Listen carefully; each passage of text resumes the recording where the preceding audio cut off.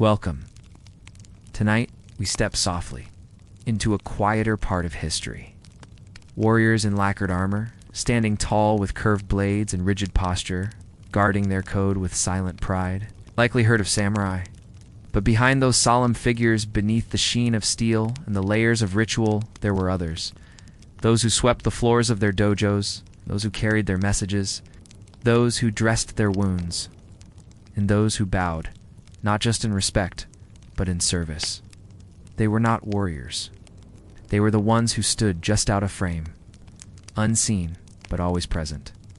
In this episode, we won't charge into battle. We'll quietly enter the back gate, slip off our sandals, and observe a different kind of life. We'll begin with the daily rhythms of a samurai's house servant.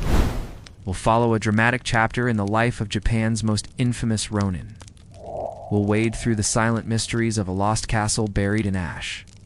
And we'll ascend, finally, to the polished halls of a daimyo's estate, where power wore silk instead of armor. So take a deep breath, let your body rest, and let yourself drift into a world of paper walls, clinking tea bowls, and footsteps on wooden floors. Imagine yourself waking before the sun has even touched the tips of the pine trees. The house is still, cold. The tatami mat beneath you is firm, and your blanket thin, but familiar smells faintly of the smoke that clung to it the day before. You rise carefully, quietly. Your movements must not wake the household. The samurai sleeps, still in the next room. In the kitchen, the coals are faintly warm from the night before. You kneel, gently coaxing the embers to life with handfuls of pine shavings. The fire responds slowly, then eagerly.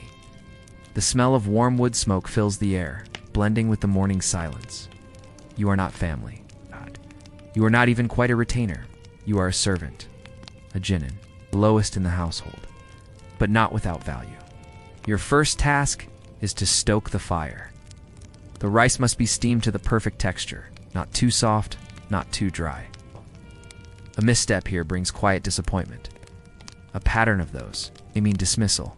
You prepare rice not just for your master, but for the household, his wife, his children, and perhaps the older retainers who sleep in the side quarters. But for now, you know the rhythm. You measure the grains by feel. Outside, the first birds begin to stir.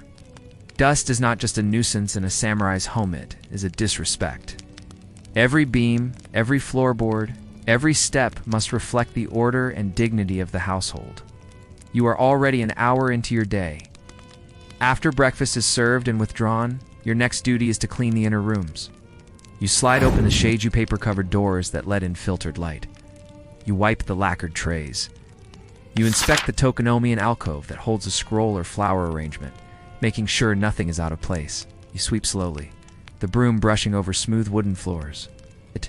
Even the arrangement of shoes at the threshold has meaning. Everything must whisper of discipline. You are not noticed when things go well, only when they go wrong. Your master is in the garden now. Do you kneel and prepare his tea? Matcha, thick and bitter, whisked into froth in a ceramic bowl. The cup is placed on a black lacquered tray with deliberate care. You bow, place it before him, and retreat, never turning your back, never meeting his eyes for too long. A servant's grace lies in invisibility, but as you walk away, you hear the faint clink of the tea bowl on the stone bench. A good sound. Your heart eases.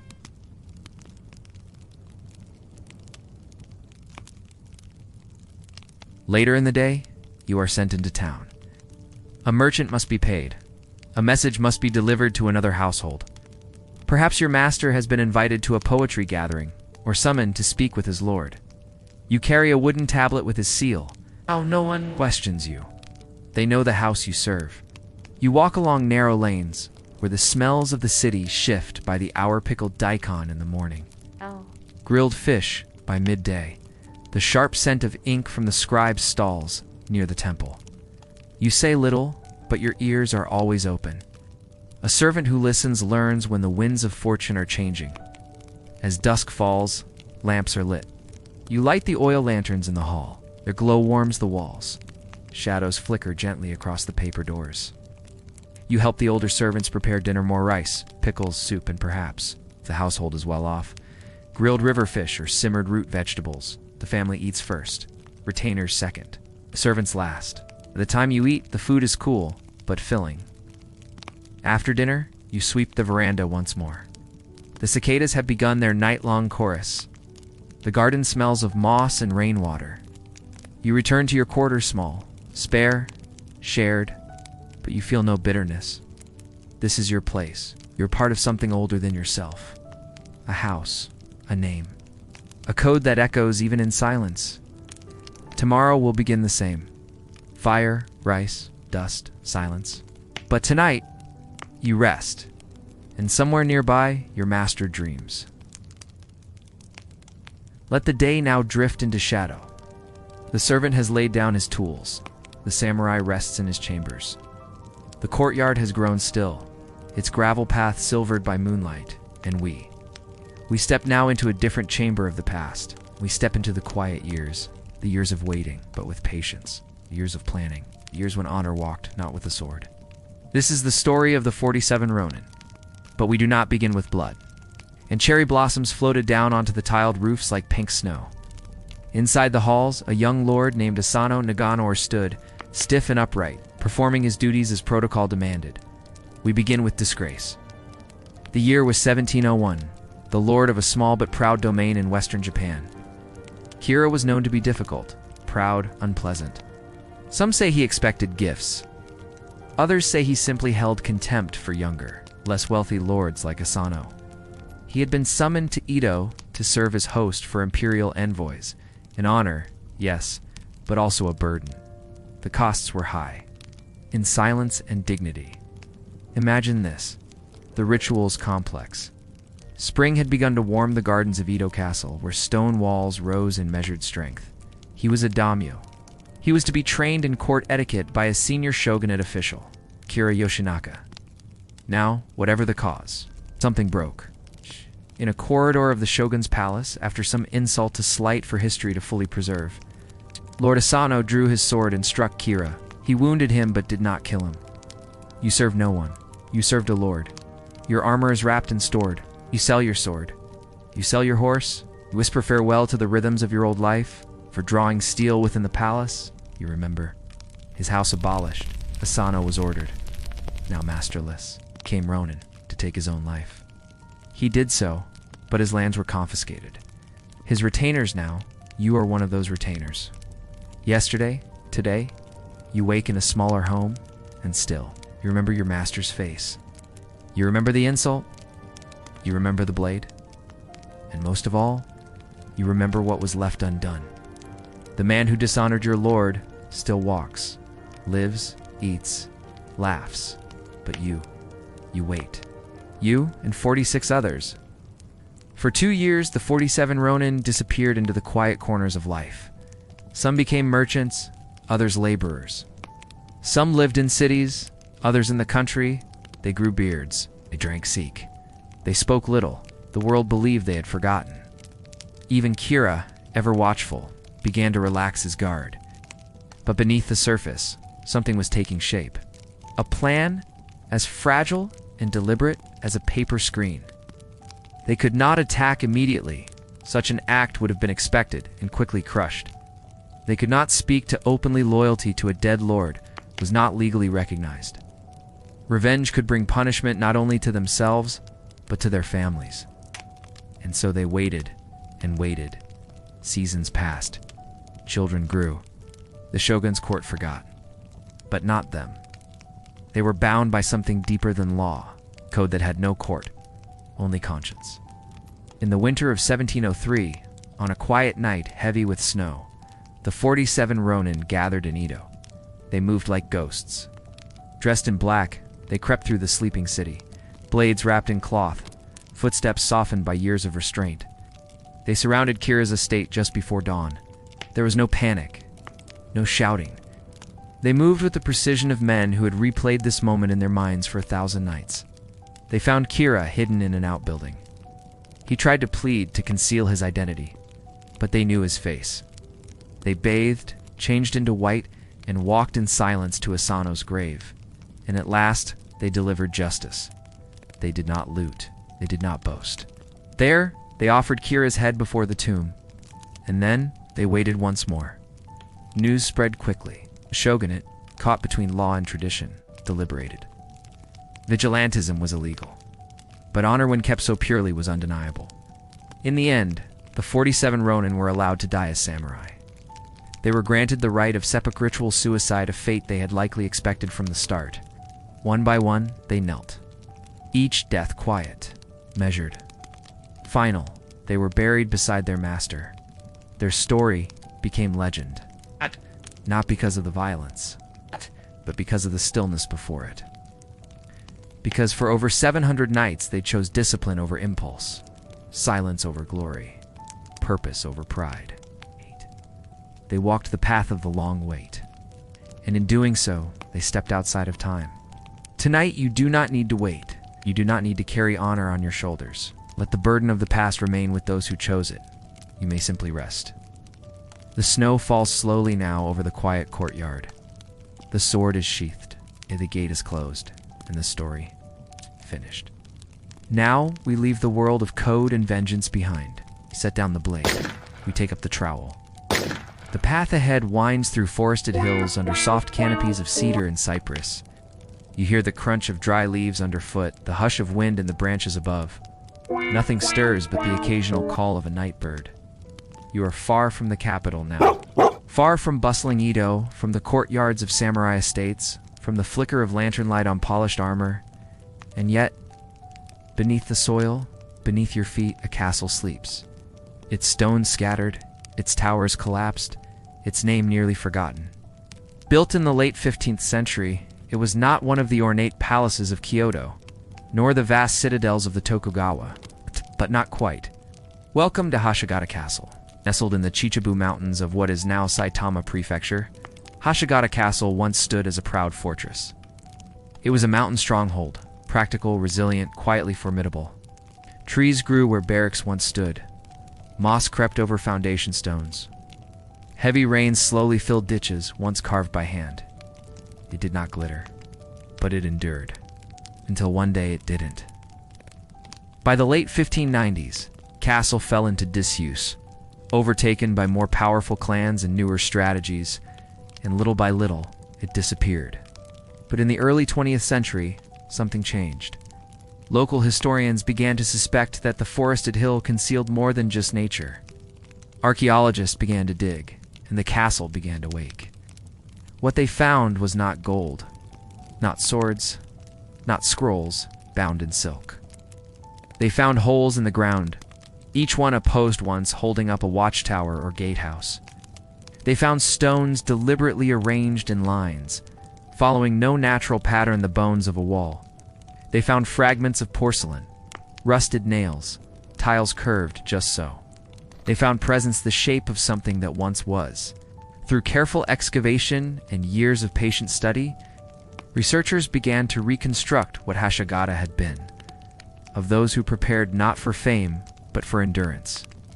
A layered defense system using the natural terrain to confuse and delay attackers. Narrow passageways that turned sharply men to disorient invaders. Earthworks that slowed horses. Guardhouses placed precisely at sightlines where the rising sun would blind approaching soldiers. These details, though faint, painted a picture of thoughtfulness. Ow! Of strategy. Let your mind drift for a moment. Imagine you are standing on the central tower platform of Hashigata Castle. Sometime in the 1550s, the morning mist still clings to the mountaintops. Below you, the valley is quiet. Fields stretch out in neat rows. Thin ribbon of river glints through the trees.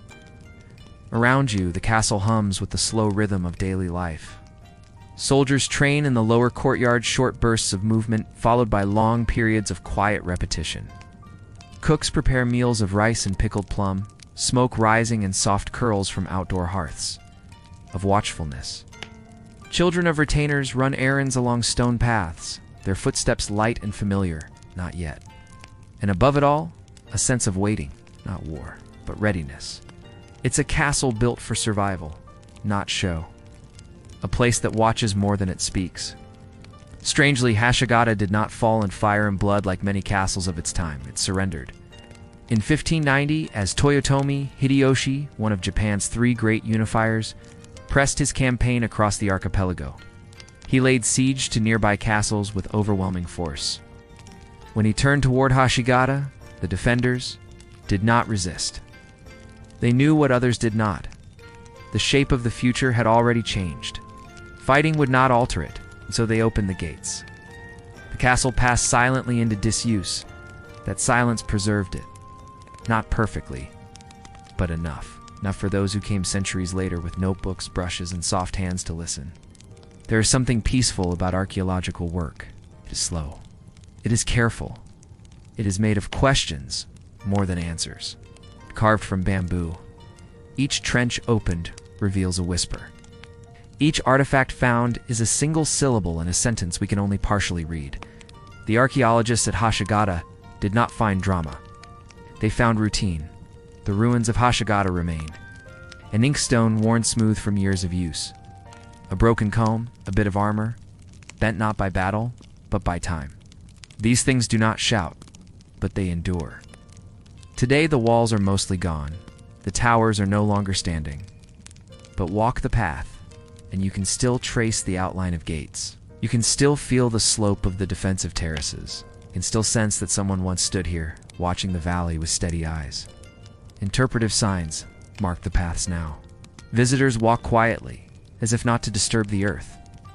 And in spring, cherry blossoms bloom over the stone foundations. The petals fall as they always have, soft, slow. Not every ruin shouts its past. Some only murmur.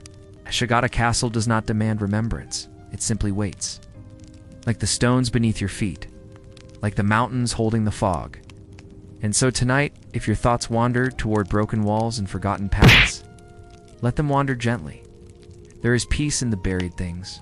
There is comfort in what has been unearthed. Let the archaeologists do the careful work. You need only drift. The forest has grown back. The soil is warm again. The past sleeps beneath it, and you may sleep beside it. Now, we rise. We leave behind the stone foundations, the hidden courtyards, the long shadows of forgotten castles. We pass back through the forests, through the small towns and farming villages, through winding paths lined with cypress and pine, and we arrive at the high gate of a daimyo's estate. It is morning, and the house is already awake. The entrance to a daimyo's residence is not ornate. It is purposeful, measured. A thick wooden gate painted black, bound in iron swings, open with surprising silence. On either side, earthen walls stretch out like quiet arms, enclosing the compound within. In the distance, a pine tree leans over a still pond, its reflection rippling in the morning light. You step into an outer courtyard. Gravel crunches softly beneath your sandals. The air smells of cypress and wet stone. Servants move quietly along the covered walkways. A low murmur of voices, the distant rhythm of sweeping. Here, everything moves deliberately. Time does not hurry. Time waits for the Lord. Inside the Shindun, the main hall light filters through paper screens. The floors are polished wood, cooled to the touch. Tatami mats absorb your footsteps. No decoration is excessive. Every detail is intentional. The daimyo lives within layers of formality. Each room serves a purpose. There is the audience room, where visitors kneel on cushions and bow in silence. The tea room, built to exact proportions, where a single flower in a vase might hold more meaning than 100 words. The study, lined with scrolls, poetry, Confucian, classics, maps, ledgers, and the garden meticulously arranged stones, flowing water. Dwarf pines carefully designed to appear natural, yet touched by human order. Even silence, here is shaped. Each morning the daimyo receives reports, not with noise, but with nods and phrases like drops of ink on silk. Perhaps news from apocalyptical tremors, small and distant, like thunder behind a mountain. A retainer kneels and presents a scroll, grain taxes from a distant province. An update on rice yields. The daimyo listens. He asks few questions. Power here is not loud. It is not dramatic. It is shaped by presence, by observation, by the weight of sitting still. Beyond these duties lies the daimyo's private world. It is quieter still. He may compose a poem 5 lines, 17 syllables, about the shape of a cloud or the cry of a crane. He may visit the temple pavilion within his estate, placing incense on the altar, bowing once, then twice, then once more. He may walk in the garden, his steps following the same stones each day, but never in the same way. He may receive his children, and yet, in that stillness, there is care. Not as a father in the modern sense, but as a guiding presence. Lessons are quiet, hierarchical. His sons sit a few steps below him, his daughters lower still. He does not raise his voice, but he is always heard. The daimyo is a man of responsibility, but also of rarefied leisure. His robes are silk-dyed, deep indigo, embroidered at the cuffs. His hair is tied and lacquered. His fan is painted with cranes or pine trees, or the moon rising over waves. He drinks tea brewed from the finest powdered leaves, whisked to perfection in a bowl made by a master potter, perhaps signed beneath the glaze. He may read from a scroll, hand-copied by a scholar, or examine a new inkstone carved from imported Chinese slate, or listen as a court musician plays the Kodowitz notes slow, deliberate, like a stream over stones. Pleasure here is never indulgent. It is studied, controlled, muted, like perfume in the next room.